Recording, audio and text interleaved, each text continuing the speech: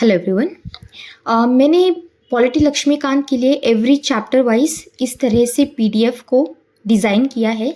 इसमें आपको flow charts and diagrams मिलेगी विद सिंबल्स सो दैट आप चीज़ों को अच्छे से याद कर सको विथ लेस टाइम। ठीक है। और जब हम ये चीज़ें पढ़ेंगे तो मैं आपको कुछ सिली एकदम स्टूपिड जैसी ट्रिक्स बताऊंगी, बट ट्रस्ट मी ये ट्रिक्स ऐसी है ना कि आप पूरी चीज़ को अच्छे से याद रख पाओगे। ठीक है। और कभी भी नहीं भूलोगे, आपको फिर से पढ़ने की भी ज़रूरत नहीं पड़ेगी। फॉर एग्जाम्पल जैसे अभी ये पिट्स इंडिया एक्ट है ना, तो पिट्स में डबल टी है तो डबल टी से बस यही आपकी हिंट है। ठीक है। ये हो गया to.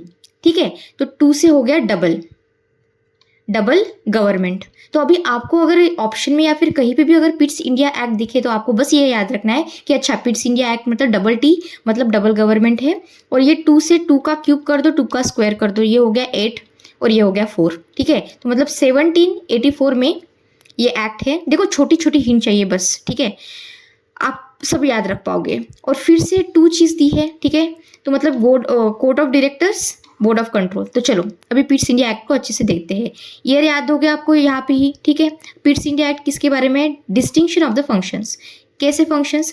Court of directors and board of controls, this were two bodies and they were given some functions. For example जैसे यहाँ पे ये कोर्ट दिख रहा है, सी से कोर्ट है। ठीक है। और सी से कॉमर्स। ठीक है। तो court of directors were given to manage the commercial affairs.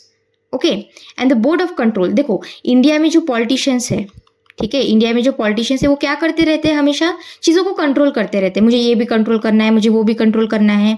तो ऐसे चीज़ों को याद रखो कि बोर्ड ऑफ कंट्रोल जो बॉडी थी, they were given to manage the political affairs. ठीक है। कोई प्रेजुडिस वगैरह मत रखना दिमाग में, ये हिंट्स है। ये बस चीज़ें याद रखने के लिए चाहिए आपको कि आपका टाइम वेस्ट ना हो और आप कम टाइम में ज़्यादा से ज़्यादा चीज़ें याद रख सको। ठीक है। तो मैंने आपको बताया पिट्स इंडिया एक्ट डबल टी तो मतलब डबल गवर्नमेंट है। एंड दे वेर गिवन, अच्छा ये याद रखो, मिस्टर सी। ठीक है। ये ना पॉलिटी में हर जगह पे आएगा, मैं आपको बताऊंगी। तो एम से हुआ मिलिट्री, आर से हो गया रेवेन्यू। ठीक है। और सी से हो गया सिविल जस्टिस। तो these 3 were under the double government. और पिट्स इंडिया एक्ट में और एक चीज़ हुई, इन्होंने ये कहा ब्रिटिशर्स ने कि जो ब्रिटिश पार्लियामेंट सेट कि जितनी भी टेरिटरीज है कंपनी की, okay, now they will be the British possessions in India. ये कहाँ कहा गया था, किसके अंडर कहा गया था? तो पिट्स इंडिया एक्ट के अंडर कहा गया था। और what happened with this act, they got the supreme control by the British government. This is how we finish our Pitt's India act. ठीक है। अभी नेक्स्ट टाइम आप याद करोगे तो आपको क्या करना है, बस जल्दी जल्दी ये पूरा जो फ्लो चार्ट है वो देख लेना है और अच्छे से यह है कि यही चीज़ों को याद करना है आपको। ठीक है। चलो अभी फर्स्ट हम इंट्रोडक्शन देख लेते हैं क्या हुआ था। First chapter historical background. इस वीडियो में हम सिर्फ कंपनी रूल देखेंगे। ठीक है। क्राउन रूल हम देखेंगे नेक्स्ट चैप्टर में, नेक्स्ट लेक्चर में लेके आऊँगी वहाँ पे तब। अब देखो क्या हुआ। ब्रिटिशर्स ने जैसे तैसे पता लग गया कि अच्छा यहाँ पे इंडिया है, हमें तो ट्रेड करना है, तो आ गई ये 1600 में। यहाँ पे क्वीन बैठी थी, क्वीन ने कहा अच्छा ले लो चार्टर एक्ट ले लो। तो चार्टर एक्ट मतलब मैं लिख के दे रही हूँ कि अच्छा आप इंडिया जा सकते हो और वहाँ पे आप ट्रेड कर सकते हो। ठीक है। This is what is a charter which was granted by queen Elizabeth. ठीक है। This is east India company, ये आ गए। फिर अच्छा ये देखो, इसको कैसे याद रखोगे, 1765 में ईस्ट इंडिया कंपनी को मिल गए दीवानी राइट्स। तो दीवानी राइट्स ये ऐसे नीचे जा रहा है, देखो डिसेंडिंग ऑर्डर में, पहले 7 फिर 6 नीचे आया और फिर 5 नीचे आया। तो इसको ऐसे याद रखो कि 1765 में आगे ईस्ट इंडिया कंपनी वाले पूरा सत्यानाश करने, मतलब पूरी इंडिया को नीचे गिराने के लिए उनको मिल गई दीवानी राइट्स। अभी दीवानी राइट्स को कैसे याद रखोगे कि दीवानी राइट्स का मतलब क्या होता है? तो वो पता है आपने एवेंजर्स देखी है, उसमें आयरन मैन हमारे आरडीजे रॉबर्ट डाउनी जूनियर ने प्ले किया था रोल। तो डाउनी जो है इनका सरनेम में थोड़ा सा दीवानी जैसे नहीं लगता? और आर से रेवेन्यू याद रख लेना और जे से सिविल जस्टिस याद रख लेना। तो मतलब दीवानी मतलब रेवेन्यू प्लस जस्टिस। ये जो राइट्स है सिविल राइट्स, ये जब ब्रिटिशर्स को मिले मतलब उनको दीवानी राइट्स मिले। ठीक है। इन ईयर 1765। देखो हिंट अगर समझ में आ रही है तो ठीक है, कोई ज़रूरत नहीं है हिंट को ध्यान में रखना, जो मैं आपको बता रही हूँ वही चीज़ें याद रखनी है। ऐसा कोई भी कंपलसरी रूल नहीं है। अगर आपकी खुद की हिंट से तो आप वो याद रखो, अगर सीधे सीधे याद होता है रिपीटेशन से सीधे सीधे याद करो, ठीक है, कोई प्रॉब्लम नहीं है। उसके बाद ये तो सबको पता है, August 15, 1947 India got the independence और 26 जनवरी 1950 our constitution of India came into effect. Okay, ये हो गया इंट्रोडक्शन। चलो अभी इवोल्यूशन देख लेते हैं। तो हमारा जो कंपनी रूल है, the cover company rule is from 1773 to 1858, ठीक है। उसके बाद 1858 टू 1947 हमारा क्राउन रूल होगा। तो यहाँ पे है क्राउन रूल, यहाँ पे है company rule. Company rule unregulated company affairs लाया ही क्यों गया, रेगुलेटिंग एक्ट, ठीक है। सब अनरेगुलेटेड चीज़ें चल रही थी, ठीक है। अगर सारी चीज़ें अनरेगुलेटेड चल रही है तो उसको रेगुलेशन में लाना पड़ेगा ना, उसको कंट्रोल करना पड़ेगा। लॉजिक से याद करो सारी चीज़ें, ठीक है, रट्टा मारने की बिल्कुल ज़रूरत नहीं है, ठीक है। तो देखो क्यों आया था एक्ट ऑफ 1773, रेगुलेशन करने के लिए, रेगुलेटिंग एक्ट ऑफ 1773, इससे ही हिंट ले लेना। रेगुलेटिंग ये हमारा हिंट का पॉइंट है इसमें। रेगुलेटिंग, रेगुलेट करना है, एडमिनिस्ट्रेशन करना है, ठीक है, कंट्रोल करना है कंपनीज के अफेयर्स को, इसलिए रेगुलेटिंग एक्ट ऑफ 1773 आया है, क्योंकि इसके पहले तो सब अनरेगुलेटेड चल रहा था, ठीक है। तो फिर क्या हुआ, यहाँ पे हमारा गवर्नर सिर्फ सिंपल गवर्नर बैठा था यहाँ पे, तो इसको बना दिया गवर्नर जनरल, ठीक है। Who is the first governor general, it is Warren Hasting. Who is it, Warren Hasting. He was designated as a governor general of Bengal. इसके साथ साथ क्या किया कि गवर्नर तो था यहाँ पे एक बंगाल में बैठा हुआ, पर इसके साथ साथ बॉम्बे में भी था, ठीक है, और मद्रास में भी था। तो ये जो बॉम्बे और मद्रास वाले हैं, इन दोनों को बना दिया सबऑर्डिनेट, तो ये दोनों बन गई सबऑर्डिनेट प्रेसिडेंसी। इसके साथ साथ क्या हुआ, इन ईयर 1774 मतलब आफ्टर 1 ईयर, ठीक है, there was establishment of a supreme court. Okay, और ये सुप्रीम कोर्ट में एक ऑब्वियसली ऐसे ही सिर्फ सुप्रीम कोर्ट थोड़ी बनाएंगे, उसमें जब चीफ जस्टिस जजेस होंगे ना, तो एक चीफ जस्टिस था और 3 जजेस, ठीक है। तो ये हो गए हमारा सुप्रीम कोर्ट। इसके बाद इस एक्ट में ये कहा गया कि देखो जो भी कंपनी के लोग हैं वो ब्राइब या फिर गिफ्ट्स नेटिव्स से नहीं लेंगे, इट वॉज प्रोहिबिटेड। ओके, तो ये एक्ट आने की वजह से it's very obvious, very very very very obvious implication कि of course then British will control, British will get the control, it will strengthen British government control over the company. So this is what is about regulating act of 1773। I hope अच्छे से समझ में आ गया। अब देखो आपको hint छोटी छोटी, अभी इसमें हिंट क्या है, इसमें हिंट है अमेंडिंग, इसमें हिंट क्या है, अमेंडिंग। तो इसका मतलब क्या हुआ, अमेंड हम क्या करते हैं, हम कहते हैं ना कि आपको अमेंड करनी है चीज़ें, मतलब कोई कुछ अगर फ्लॉ है, कुछ अगर गलती है तो उसको अमेंड करो, अमेंड करके उसको निकाल दो, उसको सही करो। तो यही इसका ऑब्जेक्टिव था ऑफ 1781 कि रेगुलेटिंग एक्ट में जो डिफेक्ट्स है इसको हमको निकालना है कुछ भी करके, ठीक है। तो फिर ब्रिटिशर्स आए, उन्होंने कहा ठीक है अमेंडिंग एक्ट ऑफ 1781 लेके आते हैं। देन दे एग्जेम्प्ट, अच्छा इसमें क्या हुआ, इसमें क्या किया गया ये देखते हैं हम लोग। यहाँ पे ना सुप्रीम कोर्ट, देखो रेगुलेटिंग एक्ट में सुप्रीम कोर्ट को बनाया गया, ठीक है। अभी यहाँ पे ना आप देखोगे कि इसकी ना पावर बस कंट्रोल की जा रही है सुप्रीम कोर्ट की। कैसे, तो देखो यहाँ पे हमारे गवर्नर जनरल, यहाँ पे उनकी एग्जीक्यूटिव काउंसिल। अच्छा एक बात मैं बताना भूल गई आप लोगों को, जो रेगुलेटिंग एक्ट ऑफ 1773 है, यहाँ पे एग्जीक्यूटिव काउंसिल भी बनाई गई थी to aid and assist the governor general, ठीक है। तो ये जो हमारे गवर्नर है और उनकी जो एग्जीक्यूटिव काउंसिल है और उसके साथ साथ जो कंपनी में काम करने वाले लोग हैं, इन्होंने अगर अपने पर्सनल कैपेसिटी में अगर कोई एक्शंस ले लिए तो they will not be under the jurisdiction of supreme court. बोलो भाई, okay, they were kept apart from this jurisdiction of supreme court. Jurisdiction मतलब कि सुप्रीम कोर्ट देख सकता है कि अच्छा आप कोई चीज़ कर रहे हो, या सही कर रहे हो, गलत कर रहे हो, क्या कर रहे हो, that is a jurisdiction, right. उन्होंने और एग्जेम्प्ट कर दिया इस चीज़ को, प्लस पैसा, revenue. Okay, revenue matters were under the governor general and his council and not the under the jurisdiction of supreme court. Apart from that अगर provincial court से कोई अपील आ रही है, ठीक है, तो वो गवर्नर जनरल एग्जीक्यूटिव काउंसिल में जाएंगी और इसके लिए जो फ्रेमवर्क है वो भी गवर्नर ही बनाएगा। बताओ, अब फिर सुप्रीम कोर्ट को क्या मिला यहाँ पे, मतलब अगर प्रोविंशियल कोर्ट की अपील अगर गवर्नर जनरल के पास ही जा रही है तो फिर सुप्रीम कोर्ट को क्या मिल रहा है यहाँ पे, तो सुप्रीम कोर्ट वॉज टोल्ड कि अगर कलकत्ता के जो भी इनहेबिटेंट्स है बस आप उनको उनका ख्याल रखो, उनका जुरिस्डिक्शन आपके अंडर होगा, ठीक है। और जो हिंदू और मुस्लिम्स है अगर इनका कोई मैटर आपको देखना है तो you have to look over those matters with the help of their personal laws, Mohammedan law, Hindu law, ठीक है। So this is all about the amending act of 1781। Hint पता चल गई, ठीक है। पिट्स इंडिया एक्ट हमने पहले ही कर लिया तो कोई प्रॉब्लम ही नहीं है। अच्छा, पिट्स इंडिया एक्ट के बाद हमारा ये बहुत इंपॉर्टेंट एक्ट है, act of 1786। What is the act of 1786? देखो 1786 थोड़ा सा सी जैसे दिख रहा है ना, तो ऐसे इससे हिंट ले लो कि 6 is looking like a C, Cornwallis. अच्छा, यहाँ पे एक स्टोरी है अभी, ठीक है। स्टोरी बताती हूँ क्योंकि sometimes when you listen to the stories तो थोड़ा सा ईजी हो जाता है चीज़ों को याद रखना। तो कॉर्नवालिस वॉज देयर, तो वो बैठा था लंदन में, अच्छे से अपना काम कर रहा था। तो फिर उसको बोला गया कि चलो इंडिया में आओ, आपको गवर्नर जनरल बनना है, बनाया जा रहा है। तो कॉर्नवालिस से बोला नहीं, मुझे तो नहीं बनना। तो फिर इनको इंसिस्ट किया गया कि नहीं नहीं आपको बनना चाहिए आपको गवर्नर जनरल। तो कॉर्नवालिस ने कहा ठीक है मैं बनने को रेडी हूँ, लेकिन ना मेरी कुछ 2 कंडीशंस है, अगर आप मेरी वो 2 कंडीशंस फुलफिल कर दोगे तो फिर मैं आ जाऊँगा, ठीक है। तो फिर what was the condition? Okay, first condition was कि आई want power to override the decisions of the council in a special cases.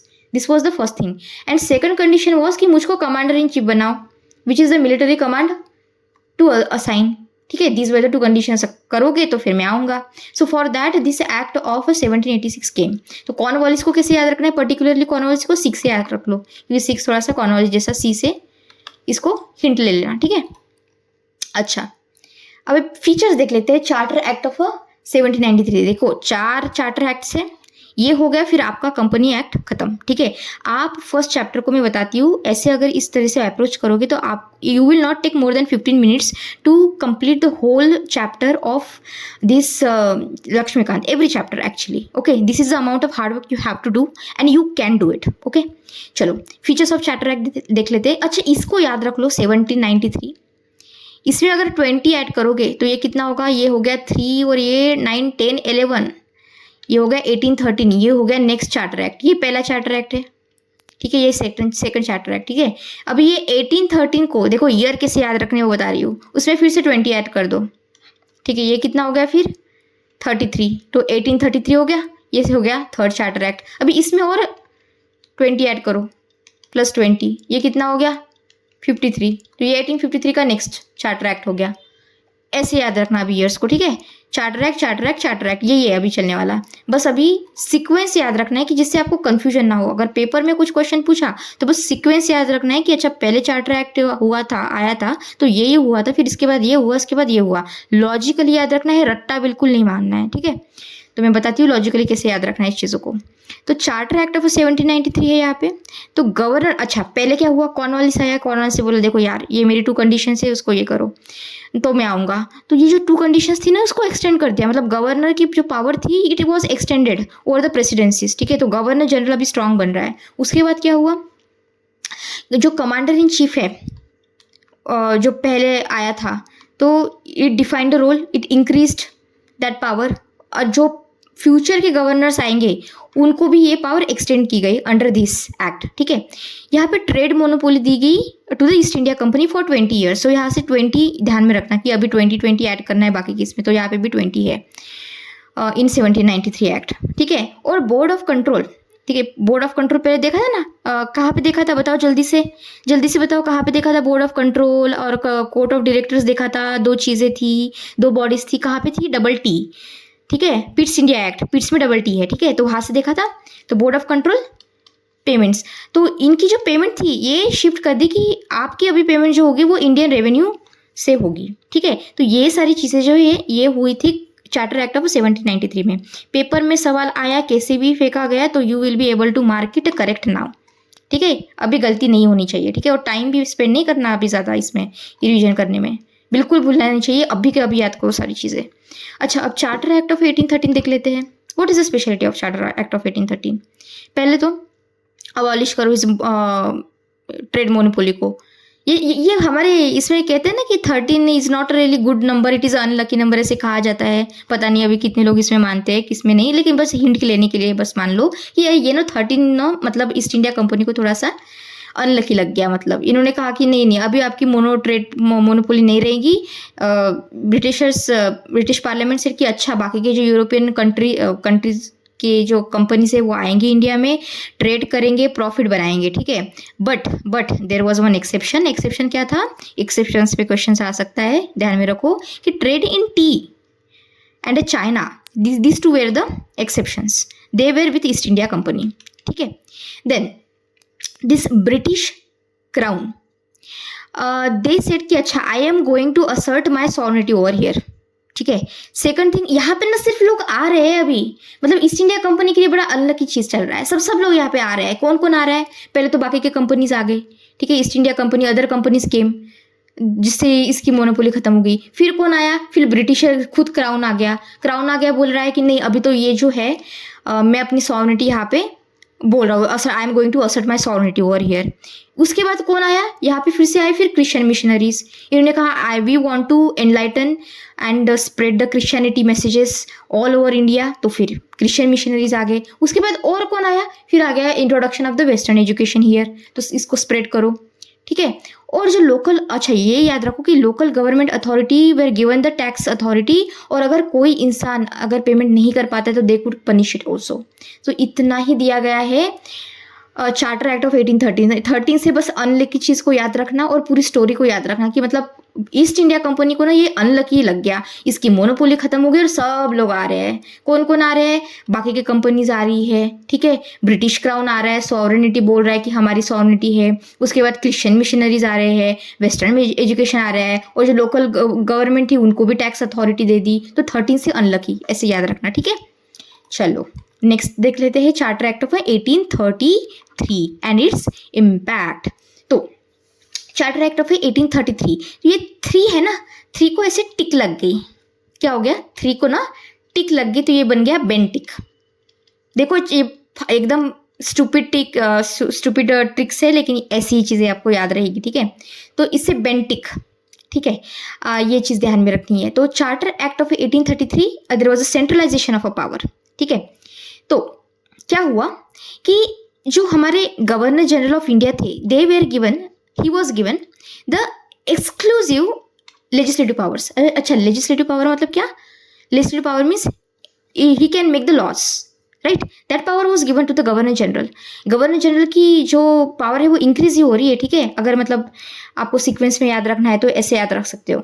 उसके बाद the end of the commercial activities, जो हमारे बोर्ड ऑफ कंट्रोल थे उनका, मैंने कहा था ना बोर्ड ऑफ कंट्रोल, याद है, कंट्रोल से कॉमर्स, तो board of control were given the commercial court of directors, I am so sorry, court of directors were given सी से कोर्ट एंड सी से कॉमर्स, सो कमर्शियल अफेयर्स। तो इसकी जो कमर्शियल एक्टिविटीज थी इसको खत्म कर दिया गया। अभी it is only and only administrative body, ठीक है। और इसी एक्ट में देखो, charter act of 1833, why it is important? Because